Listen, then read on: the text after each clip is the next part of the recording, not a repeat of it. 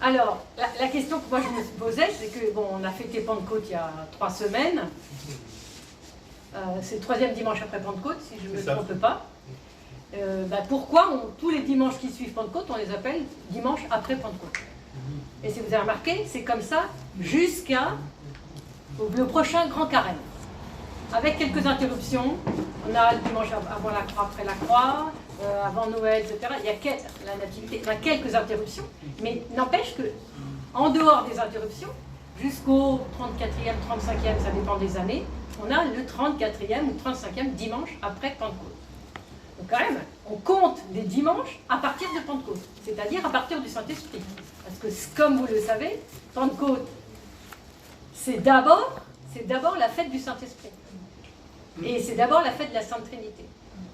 Et ensuite, c'est la descente du Saint-Esprit sur les apôtres le lundi de Pentecôte. Donc c'est toute la vie de l'Église est régie sous le Saint-Esprit. Et on l'a vu encore ce matin. 2 baptêmes, et vous avez vu comment les prêtres ont soufflé sur l'eau, du souffle reçu du Christ, comme Adam a reçu le souffle, qui est le souffle du Christ, qui est le souffle de Dieu, qui est le souffle divin.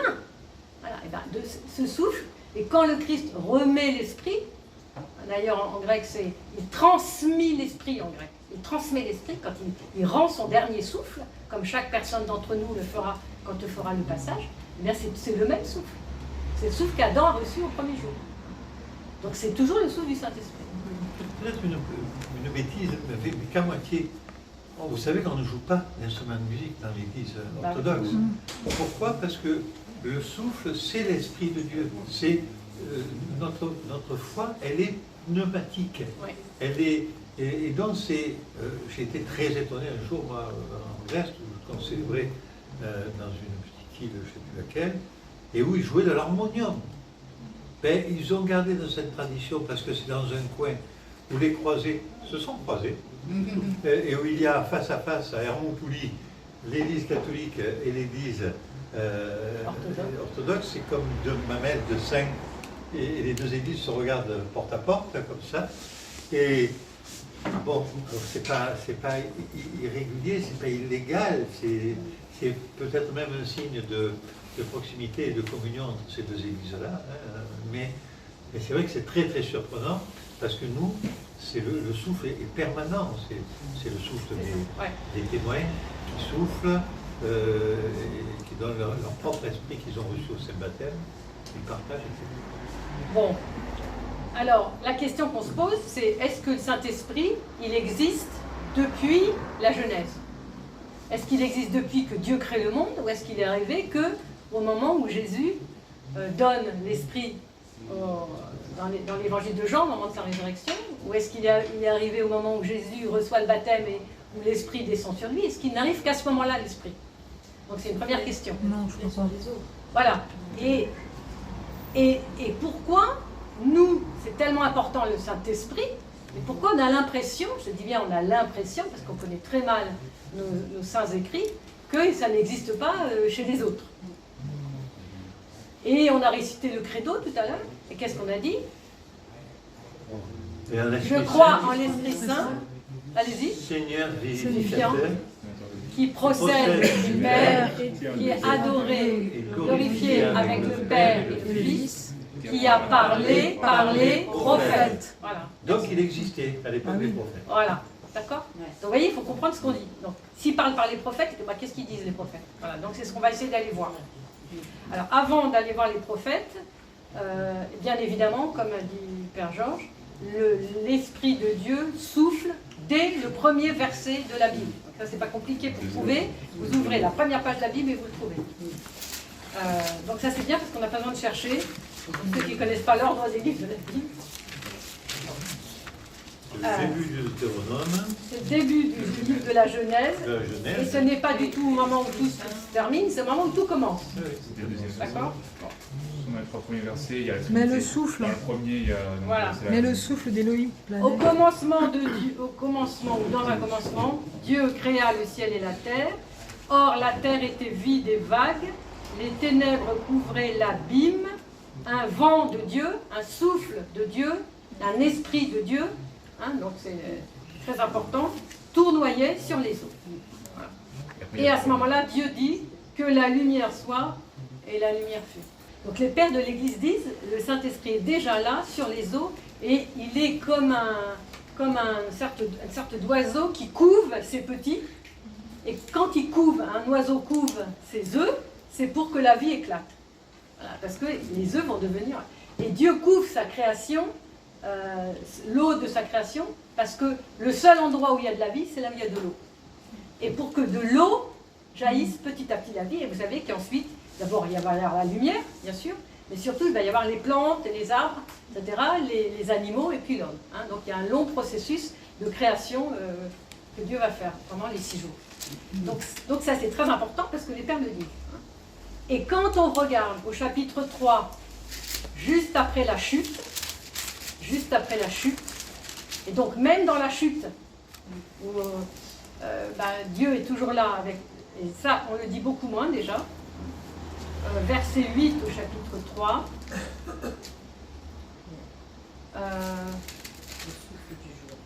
voilà, ils entendirent les pas du Seigneur Dieu qui se promenait dans le jardin à la brise du jour, et l'homme et sa femme se cachèrent devant le Seigneur Dieu parmi les arbres du jardin. L'homme et la femme se cachent. Dieu marche à la brise du jour, à la brise du soir, enfin, il y a plusieurs traductions. Ce mot brise, c'est le même mot qu'on a vu à l'instant. Le souffle de Dieu planait sur les eaux.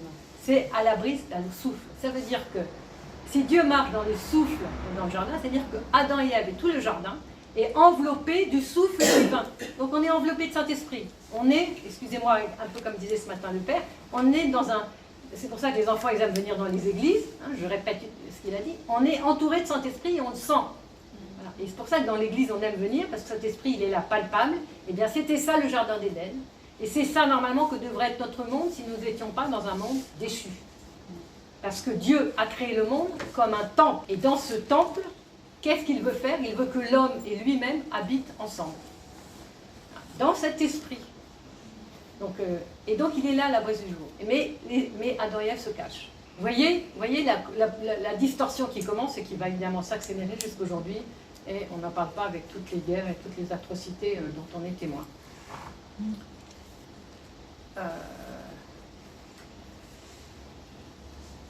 Donc l'homme est relié de manière naturelle à ce souffle divin. Et le psaume 33, 32, selon la Bible qu'on a, nous parle de la création. Et en nous parlant de la création, il va parler de l'Esprit de Dieu. Par sa parole, les cieux ont été faits, par le souffle de sa bouche, toute leur armée. Voilà, par le souffle de sa bouche. Donc il y a l'Esprit de Dieu et il y a le souffle de sa bouche. D'accord? On va expliquer ça.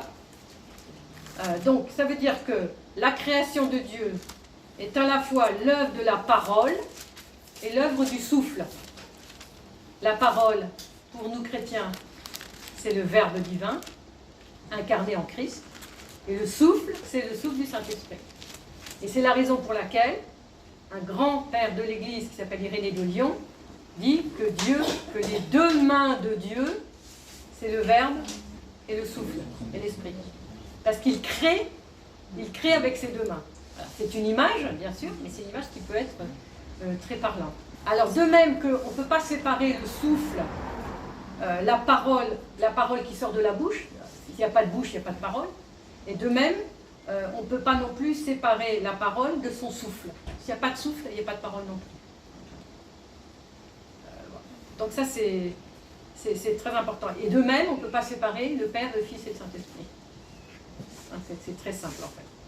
Alors, regardons maintenant un des moments très importants dans le livre de l'Exode, au chapitre 13, verset 21. Le Seigneur marchait avec eux, c'est-à-dire avec le peuple, le jour, dans une colonne de nuée pour leur indiquer la route, et la nuit dans une colonne de feu pour les éclairer, afin qu'ils puissent marcher de jour et de nuit. La colonne de nuée ne se retirait pas le jour devant le peuple, ni la colonne de feu la nuit. Qu'est-ce que c'est que cette colonne de nuée? C'est le souffle divin.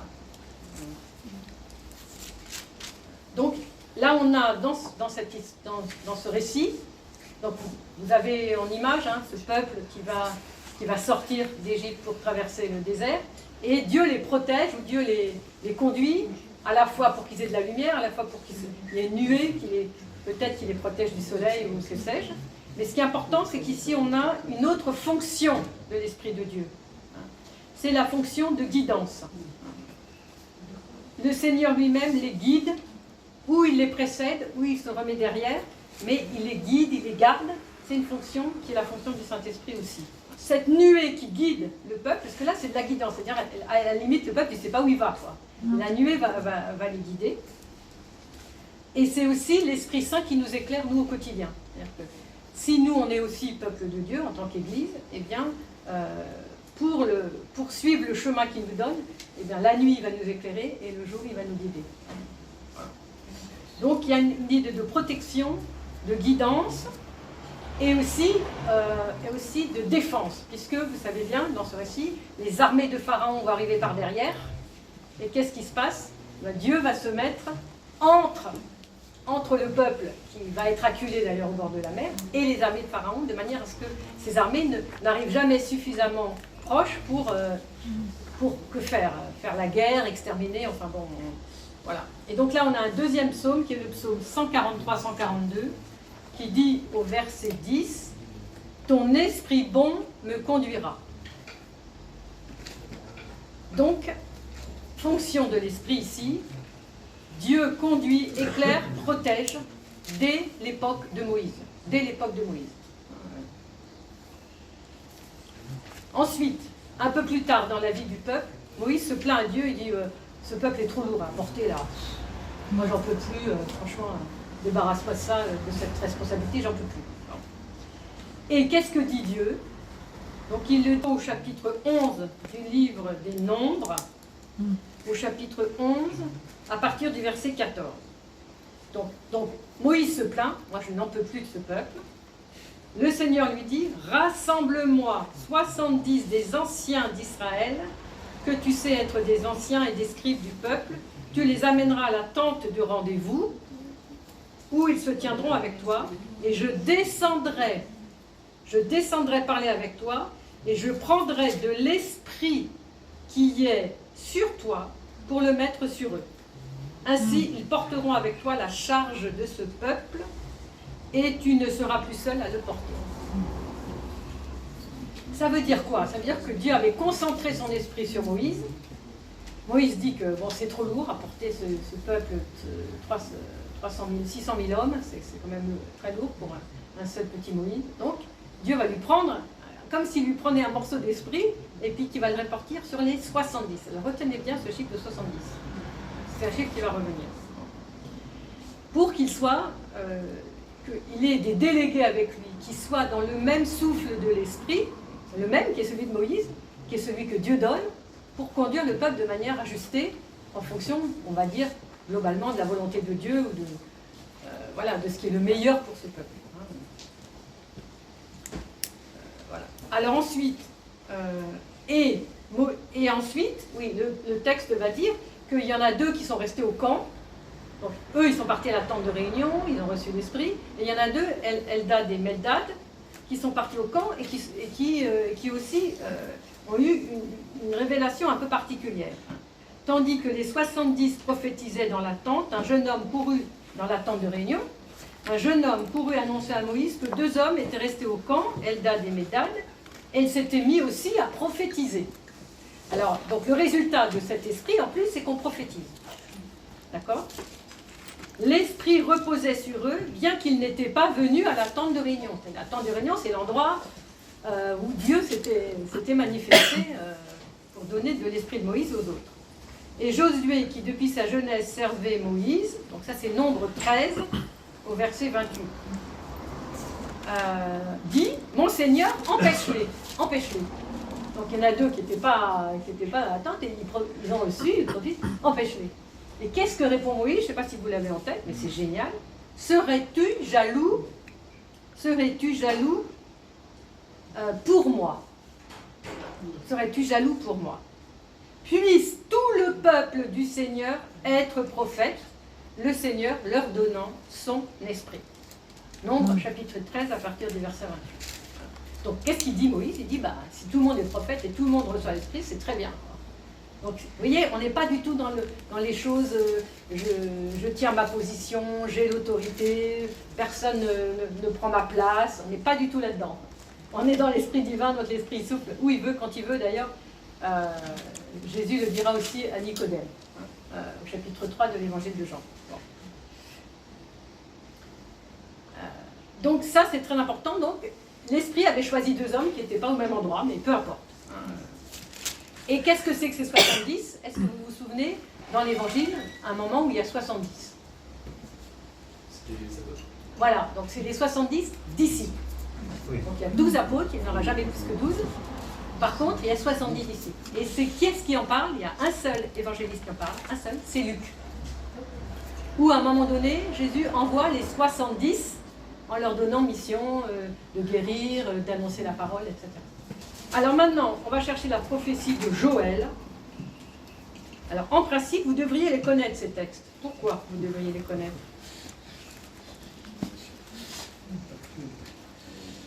Parce qu'ils font partie de ce qu'on appelle les parémies du jour de Pentecôte. Donc si vous venez aux grandes vigiles du jour de Pentecôte, vous entendez ces textes. Alors qu'est-ce que dit Joël au chapitre 3? Après cela, alors ça c'est incroyable, après cela, je répandrai mon esprit sur toute chair. Sur toute chair. Donc c'est plus réservé à Moïse, c'est plus réservé aux 510, c'est sur toute chair. Vos fils et vos filles prophétiseront. Donc il y a bien un lien entre l'esprit et la prophétie. Ah, donc il a parlé par les prophètes. Vous voyez, notre credo, il nous renseigne bien.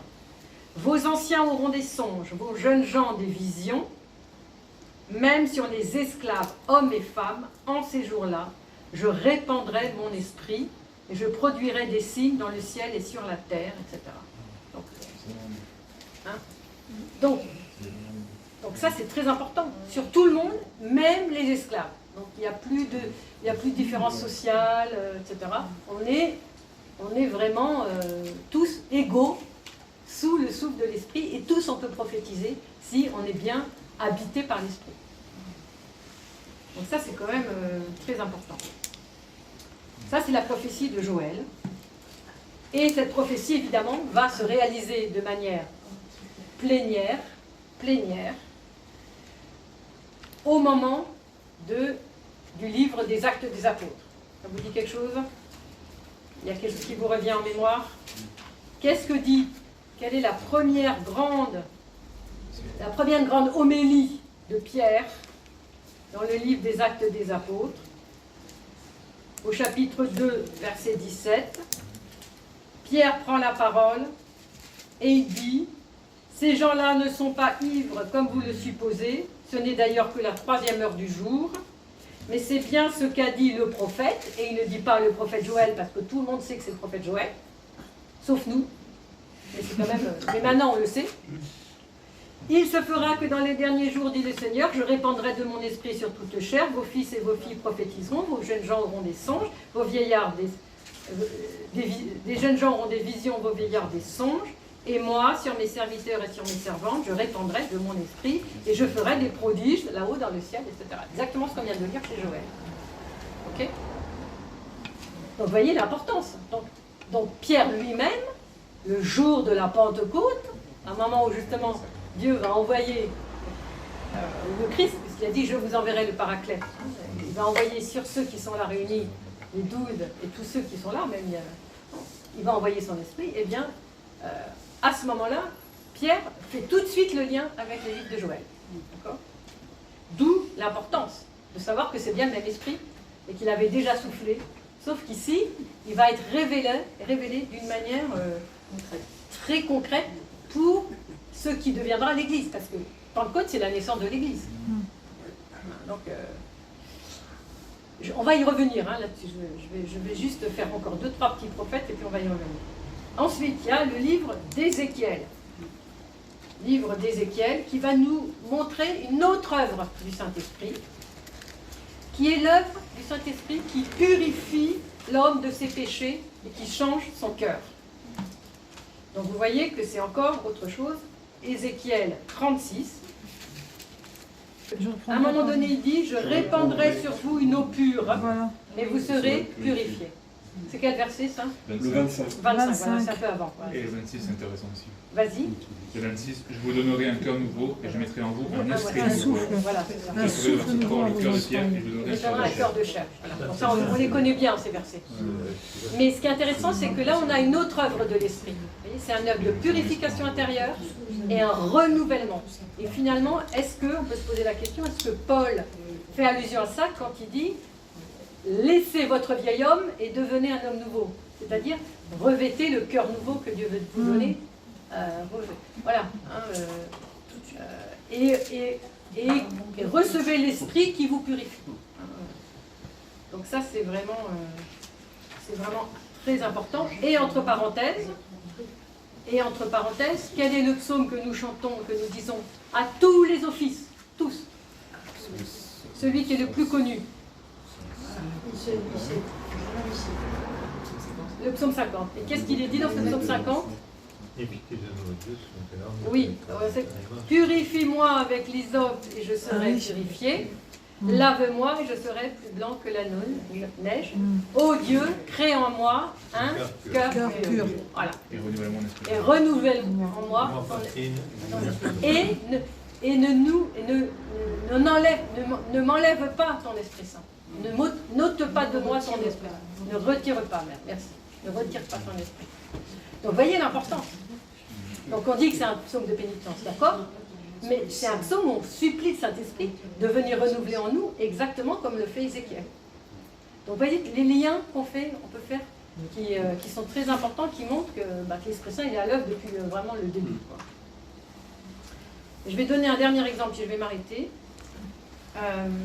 Une autre fonction très importante qui est centrale de l'Esprit Saint, c'est lorsque l'Esprit vient consacrer les rois. Je ne sais pas si vous savez, le premier roi d'Israël, c'est Saül, et il se trouve que Saül n'a pas observé la parole de Dieu, donc il va être déchu de sa royauté. Et à un moment donné, Dieu envoie Samuel pour choisir un deuxième roi. Et il y a très beau récit que je vous invite à lire, au premier chapitre de Samuel, verset 16. Verset 16. Alors on ne va pas le lire en entier parce qu'il est long. Où Samuel, il sait qu'il doit aller dans la maison de Jessé, et que Jessé, il a 7 fils. Et Dieu lui dit, c'est un de ses fils que j'ai choisi pour que tu lui donnes l'onction, qui est à la fois l'onction royale, mais qui est aussi l'onction du Saint-Esprit. Le roi, il porte aussi quelque chose du Saint-Esprit. D'ailleurs, c'est ce roi-là qui a fait ce psaume 50. Hein. Et donc, les 7 fils vont défiler devant Samuel parce qu'il ne sait pas lequel c'est. Et quand il voit arriver le premier, l'aîné, belle allure, un grand, beau et tout, qu'est-ce que se dit Samuel intérieurement? Il dit, voilà, Samuel aperçut Eliab. Il se dit, sûrement le Seigneur a son roi devant lui. Mais le Seigneur dit à Samuel, ne considère pas sa apparence ni la hauteur de sa taille, car je l'ai écarté. C'est pas lui. Donc voyez comme nous on juge au niveau de l'extérieur, mais Dieu, lui, ça l'intéresse pas. Les vues de Dieu ne sont pas comme les vues de l'homme, car l'homme regarde l'apparence, mais le Seigneur regarde au cœur. Et voilà. Donc c'est le cœur nouveau qui l'intéresse. Depuis Ézéchiel. Okay. Et Jessé appelle Abinadab, le deuxième, et Dieu dit à Samuel, c'est pas lui, troisième, quatrième. Et puis c'est aucun des fils qui est là. Alors Samuel, il ne comprend pas. Il dit, mais tu n'en as pas encore un autre de fils? Parce que là, il n'y a personne, et moi, Dieu m'a dit que c'était un de tes fils. Ah, j'ai le petit là-bas qui tient les bêtes, qui est dans les pâturages, qui fait paître les brebis. À Samuel, il dit, bah, s'il y en a encore un, bah, tu vas le chercher parce que... Et puis il arrive, et puis Dieu lui dit, c'est lui, tu lui donnes l'onction. Voilà. Le dernier, le petit, on ne l'avait même pas fait venir parce qu'on ne pensait pas à lui. Donc ça, c'est très intéressant aussi, ce récit que je vous invite à voir au chapitre 13 du premier livre de Samuel. Et à ce moment-là, Samuel prit la corne d'huile loigni au milieu de ses frères. L'Esprit du Seigneur fondit sur David. À partir de ce jour-là et dans la suite, quant à Samuel, il se met en route et repart. Donc l'Esprit fond sur David parce qu'il lui met, il lui verse la corne d'huile parce qu'il est loin de l'onction divine que Dieu a demandé. Samuel, c'est un prophète quand même. Et c'est celui qui avait entendu la voix d'Élie, qui disait, il croyait entendre la voix de Dieu, et il dit, bah, viens, voilà, hein, je suis ton serviteur, parle pas. Hein. Bon. Et puis, dernier commentaire, c'est le commentaire de Isaïe. Bah, il y en aurait beaucoup, hein, mais on ne peut pas tout faire. Isaïe, au chapitre 11. Un rejeton sort de la source de Jessé. C'est qui ce rejeton qui sort de la source de Jessé? Sur lui repose l'Esprit du Seigneur. Donc chapitre 11, verset 1. Esprit de sagesse et d'intelligence, esprit de conseil et de force, esprit de connaissance et de crainte du Seigneur. Son inspiration est dans la crainte du Seigneur. Il jugera non pas sur l'apparence, vous voyez, on a plein de coq-en-temps. Il prononcera mais non sur le oui-dire. Il jugera les faibles avec justice. Il rendra une sentence équitable, etc. pour les humbles du pays.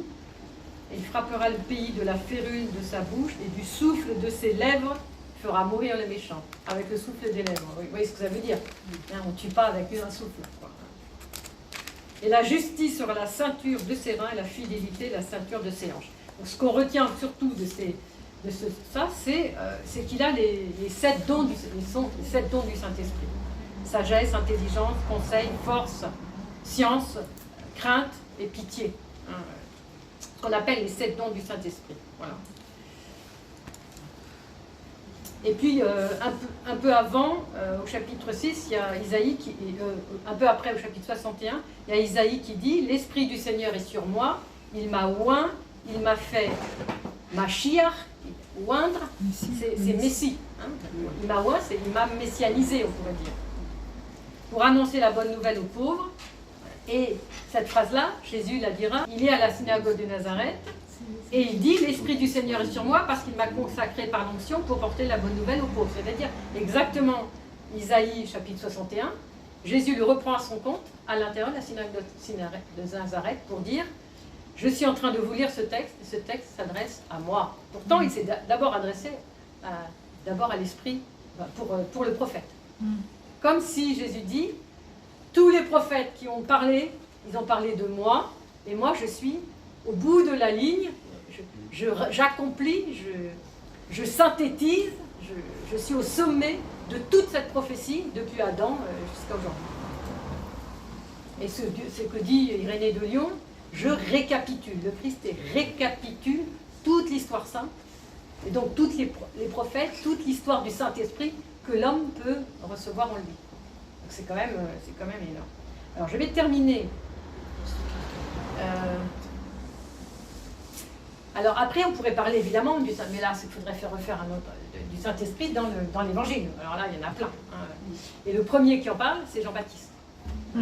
En disant, j'ai vu, en parlant du baptême du Christ, il dit, j'ai vu l'Esprit de Dieu descendre sur lui, c'est lui l'élu de Dieu, parce que moi j'ai vu l'Esprit. Comment on peut voir l'Esprit? Vous vous rendez compte? Jean-Baptiste, c'est un vrai prophète. Et Jean-Baptiste, vous savez, il était à la charnière. Hein, c'est le dernier prophète, on pourrait dire, de l'Ancien Testament, et le premier, on pourrait dire, du Nouveau. Hein, il est vraiment à la charnière. Alors, donc pour l'Esprit dans le Nouveau Testament, on pourrait y passer des heures et des heures, parce qu'il est très très présent tout le temps. Non seulement au baptême, et d'ailleurs, quand on regarde le baptême du Christ, on nous montre Jésus qui descend, l'icône du baptême du Christ, dans l'eau, et on nous dit que c'est lui qui sanctifie les eaux. Et que du coup, tous les démons s'en vont.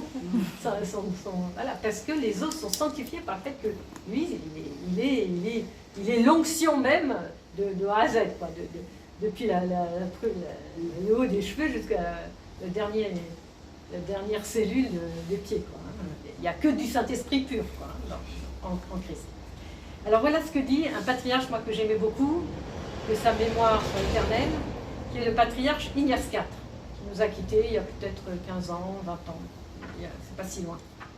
il dit quelque chose que je trouve tout à fait extraordinaire, juste pour qu'on se remémore que si on n'a pas d'esprit, s'il n'y a pas l'esprit dans l'Église, si on n'appelle pas l'esprit, tout est à côté, excusez-moi, tout est à côté de la plaque. Sans l'Esprit Saint, Dieu est loin. Le Christ reste dans le passé. L'Évangile est lettre morte. L'Église est une simple organisation. L'autorité, une domination. La mission, une propagande. Le culte, une évocation. Et l'agir humain, une morale d'esclave. Mais avec le Saint-Esprit, le Christ est là. L'Évangile est puissance de vie. L'Église signifie la mission trinitaire. L'autorité est un service libérateur. La mission est une Pentecôte. La liturgie est un mémorial et une anticipation. Et l'agir humain est déifié. Dans ce testament, on dit Ruach HaKodesh. Ruach HaKodesh, l'esprit de sainteté. Donc Ruach, c'est le souffle. Et Ruach HaKodesh, c'est l'esprit saint, l'esprit de sainteté. Donc si on l'appelle déjà esprit saint, la grande différence, l'énorme différence, c'est que le Nouveau Testament et le Christ, au moment de la Pentecôte, nous révèlent la Trinité, c'est-à-dire un Esprit Saint personnifié, une personne du Saint-Esprit. Donc il peut y avoir un esprit qui soit un esprit de sainteté, qui ne soit pas encore une hypostase, oui, une personne, une des trois personnes divines. De même que le Christ, il était déjà là bien avant la création du monde, mais il ne s'incarne qu'au moment où la Mère de Dieu dit oui. Oui. Et donc cette deuxième personne de la Trinité, elle n'est révélée en tant que personne divino-humaine qu'au Nouveau Testament. Donc c'est pas qu'ils n'existaient pas, c'est qu'ils ne sont pas révélés comme personne, comme deux personnes de la Trinité qui viennent, qui sont comme les deux mains du Père, qui viennent compléter, on pourrait dire. Je ne sais pas si c'est un mot très français pour la Trinité. Voilà, le Père, il n'est pas tout seul. Il a le Fils et l'Esprit avec lui. Et comme personne, comme des personnes, pas seulement des émanations. Voilà, c'est vraiment ce qu'on appelle des hypostases. L'hypostase, c'est quoi? C'est ce qu'on nous, on devrait essayer d'être. C'est-à-dire, c'est d'être une personne absolument accomplie, absolument divinisée. Voilà. Alors, Shavuot, c'est la fête de Pentecôte juive. C'est-à-dire que dans le chapitre 2 du livre des Actes, quand il est écrit « La Pentecôte est arriva, c'était le jour de Pentecôte ». Quelle Pentecôte c'est? C'est la Pentecôte juive. C'est la Pentecôte juive, il n'y a pas encore de Pentecôte chrétienne. Actuellement. Et donc pour eux, c'est quoi en fait? Oui. Alors, c'est quoi la différence? C'est très différent. Eh bien oui, c'est ça. Oui. C'est ça la question, c'est voilà. parmi les différents, mais ça Okay. correspond. Alors pourquoi c'est très important que ce soit, en tout cas, la Pentecôte juive, parce qu'elle ne va devenir chrétienne que juste après, c'est-à-dire au moment où le Christ envoie, où les apôtres sont revêtus, chacun de ces 12 langues de feu. Voilà. Et donc là, elle devient chrétienne. La Pentecôte juive, c'était le don de révélation de la Torah. Ah oui, c'est ça. Donc c'est Dieu qui donne à Moïse, sur le mont Sinaï, la Torah. Et pourquoi il donne la Torah? C'est parce qu'il donne sa parole. Et pourquoi il donne sa parole? C'est parce que Dieu, selon toute l'herméneutique, toute la compréhension que les Juifs ont de leur premier testament, qui est le leur, et qui donc on peut quand même écouter ce qu'ils disent, parce qu'ils savent de quoi ils parlent, parce que c'est de leur. Ils disent, Dieu donne la Torah à ce peuple, mais il a cherché plein de peuples avant, et tous les peuples ont refusé. Tous les peuples qu'il a cherchés avant. Les Romains ont refusé, ceux-ci ont refusé, et chacun, ils ont refusé pour une bonne raison. T'as marqué dans ta Torah qu'il ne faut pas tuer? Nous, on est un peuple guerrier, alors ça ne marche pas. Tu peux garder un autre peuple. Ah, mais on n'a pas le droit de faire l'adultère. Oh non, ça ne nous intéresse pas du tout, ton truc. Et il n'y a qu'un petit peuple minuscule, modeste, et qui connaissait, qui dit, bon, allez, on y va. Nous ferons, donc, chapitre 24 du livre de l'Exode, nous ferons et nous obéirons. Très, très puissant comme nom. 600 000 hommes au pied du Sinaï. Et si vous lisez bien ces chapitres 19 et 20 du livre de l'Exode, il y a des tonnerres, il y a des éclairs, il y a une espèce de... Il y a du vent, il y a une espèce de dramaturgie cosmique qui est. qui est presque terrorisante. Et cette dramaturgie cosmique, on la retrouve finalement d'une certaine façon, le jour de Pentecôte. Alors juste pour vous donner une idée de cette dramaturgie cosmique, parce que là, elle est dans les textes. Donc ça, c'est dans un midrash. Donc le midrash, c'est l'herméneutique, la manière que les Juifs comprennent, comment ils ont compris le texte, comment ils l'expliquent. D'où le Saint béni soit-il vient-il? De l'Orient, du Midi. Comme il est dit, le Seigneur vient du Sinaï et il a brillé pour eux de Séhir. Et aussi, Dieu vient de Théman. Et l'Écriture dit, et tout le peuple voyait les voix. Donc, Dieu donne l'étape de la loi, il donne sa parole avec sa voix. Le texte dit, il voyait les voix. Vous voyez des voix, vous? C'est le souffle. Donc, Exode 20, 18. Alors ça, c'est dans le texte hébreu. Donc, évidemment, ce n'est pas traduit comme ça en français. En français, c'est traduit, ils entendaient les voix. Mais la vraie traduction, c'est ils voyaient les voix. Mais c'est très important d'avoir la vraie traduction, parce qu'on comprend. On comprend qu'il y a un truc un peu surnaturel. Il n'est pas écrit la voix, mais les voix.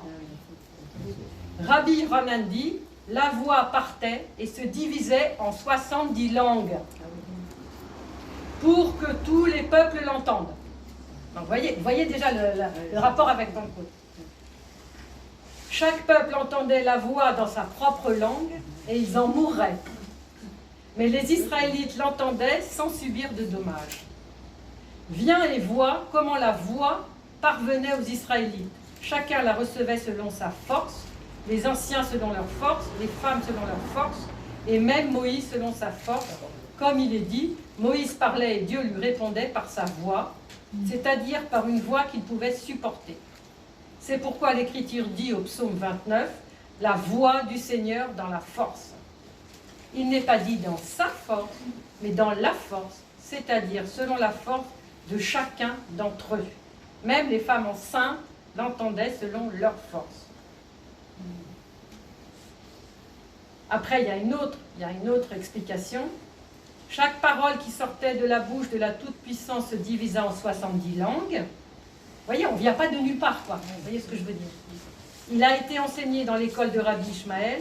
Est-ce que ma parole n'est pas ainsi comme le feu, oracle du Seigneur, comme un marteau qui fait voler en éclats le rocher?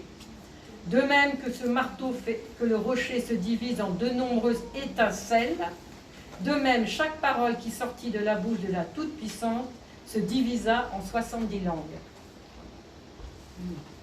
Donc on comprend pourquoi c'est cette fête de Shavuot qui a été choisie par Dieu, qui quand même il connaît les paroles qu'il a dit avant. Hein. Bon. Voilà, c'est toujours cet accomplissement, c'est toujours quelque chose qui... L'évangile, la vie de l'Église nous emmène toujours au-delà. Voilà, donc on a un contexte qui a quelque chose d'un peu semblable, et encore je ne vous lis pas tout parce que il y a un autre contexte où il y en a qui étudient la Torah, il y a des rabbis qui étudient la Torah et le feu tombe dans la maison. Il y a du feu qui tombe du ciel dans la maison sur eux parce qu'ils étudient la Torah. C'est juste pour dire que cette atmosphère un peu miraculeuse, un peu particulier, 70 langues, ça existe déjà dans le Premier Testament. Et donc c'est repris d'une manière, on va dire chrétienne en tout cas, dans le Nouveau, pour expliquer où Dieu veut nous emmener, nous, en tout cas chrétiens, dans l'Église, pour nous faire sentir qu'est-ce que c'est cette personne du Saint-Esprit qui prend possession, qui purifie les cœurs, qui donne de la prophétie, etc.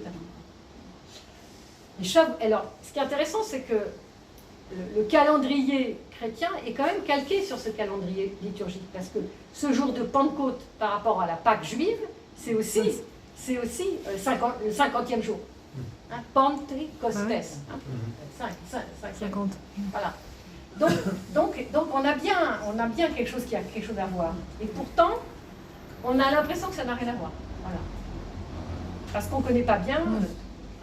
Et alors moi, ce qui m'a frappé aussi, c'est que dans les parémies, dans ces textes que nous lisons la veille du jour de Pentecôte, donc il y a 3 textes, on ne lit pas du tout le chapitre 19 et 20 de l'Exode que je vous invite à lire, où Dieu donne la Torah à Moïse. On ne lit pas ça. Mais on lit ce que je vous ai dit tout à l'heure, Ézéchiel, Joël, etc.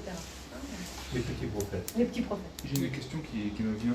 Donc tout à l'heure, si je me souviens bien, tu as dit que pour la Pentecôte juive, il faut mémorer donc la descente éternelle de la loi de Moïse.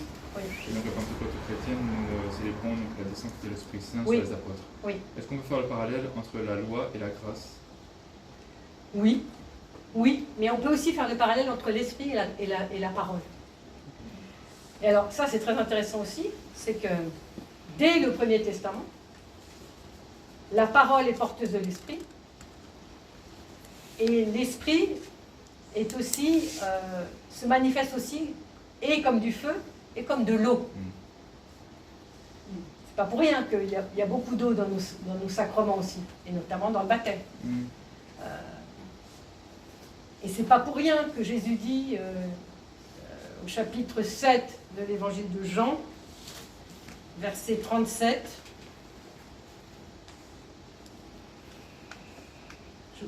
je vais directement au texte parce que si on manque un mot, quelquefois ça change tout. Le premier jour de la fête, le grand jour, Jésus debout s'écria, si quelqu'un a soif, qu'il vienne à moi et qu'il boive, celui qui croit en moi, selon le mot de l'Écriture, de son sein couleront des fleuves d'eau vive.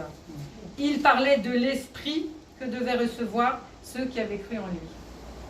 Donc il y a l'idée de l'eau vive aussi, la parole, la Torah, le puits de la Samaritaine. Si tu savais le don de Dieu, c'est lui qui t'aurait donné de l'eau vive.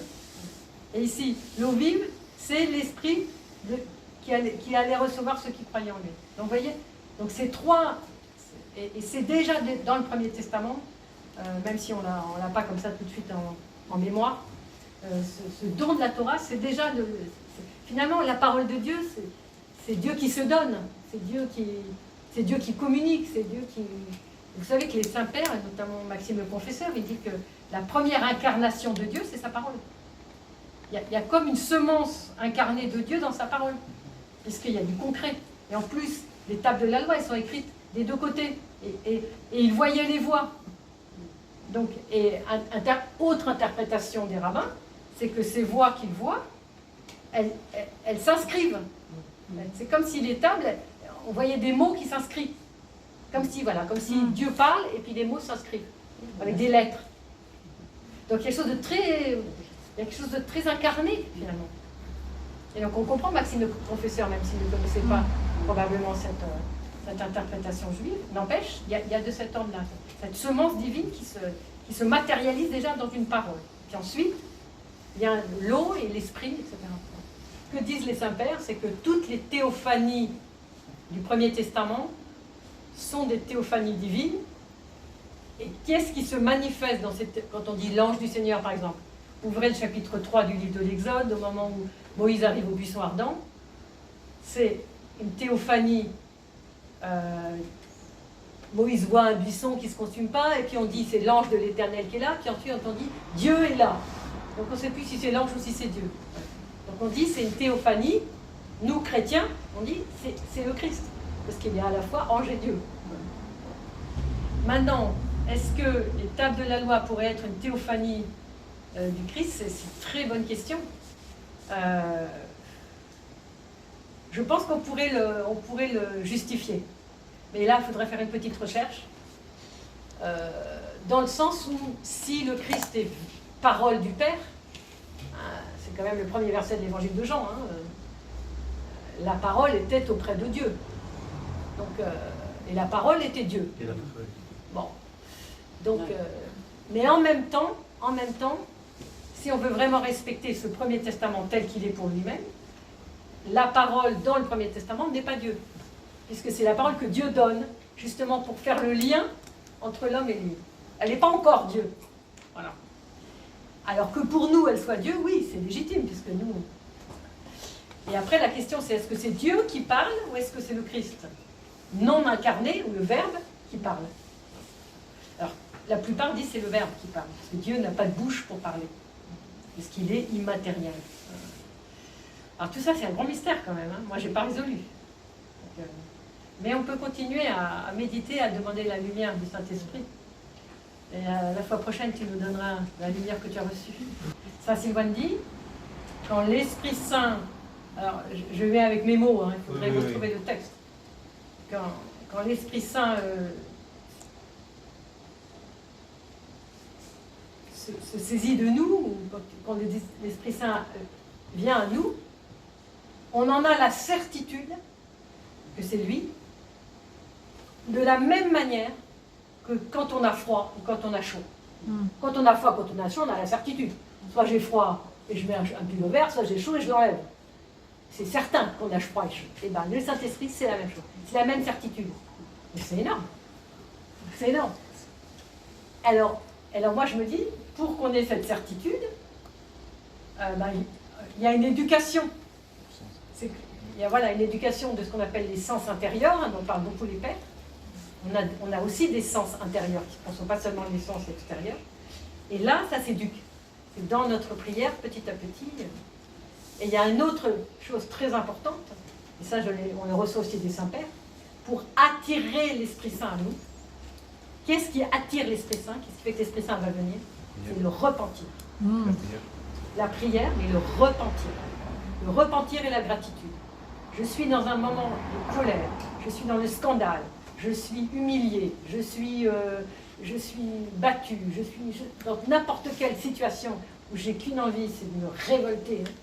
Je me mets en prière, je me repens. Je me repens alors que j'ai rien fait. Parce que quelqu'un d'autre a fait quelque chose contre moi. Je me repens parce que je ne suis pas capable de lui pardonner, par exemple. Je me repens et je rends grâce à Dieu pour tout ce qui m'arrive. Moi, je peux vous dire à tous les coups, le Saint-Esprit vient et vous allez le sentir comme si vous avez froid ou chaud.